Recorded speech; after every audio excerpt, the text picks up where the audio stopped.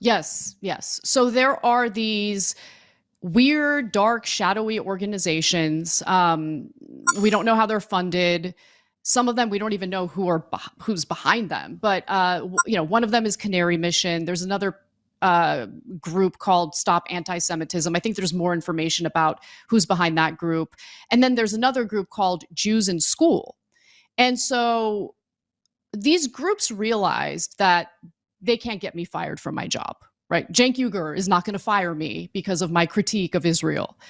So they instead decided to start attacking my husband, and they're trying to get him fired from his job, even though this is like the most apolitical guy. When I met him, I'm like, oh, are you into news and politics? He's like, no. I'm like, oh, what are you into? Sports. that was it.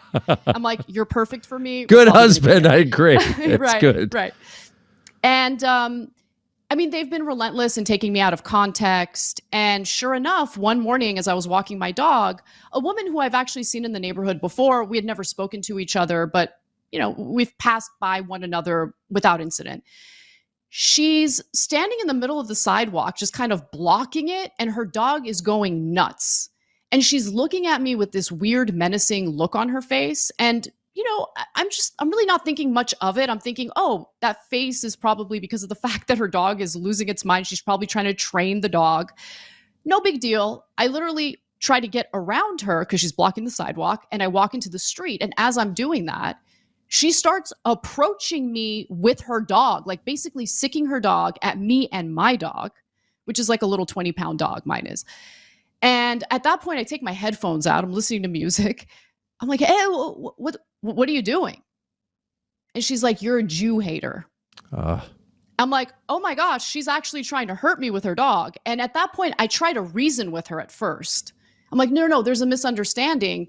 And she's like screaming at the top of her lungs. And to be honest with you, at that point, I was just like, okay, I'm critical of a foreign country that is currently killing tens of thousands of children.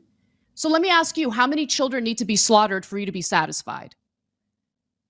And at that point, like, her dog's still going nuts. And I realize, okay, it's stupid for me to keep standing here. I'm going to get my dog to safety. And as I'm walking away from her, she utters, good luck to your husband dealing with you. And I was like, my husband loves me. And her response to that is, that's why we're trying to get him fired, which told me that she's basically part of an organized group that's trying to destroy my life because I'm critical of Israel.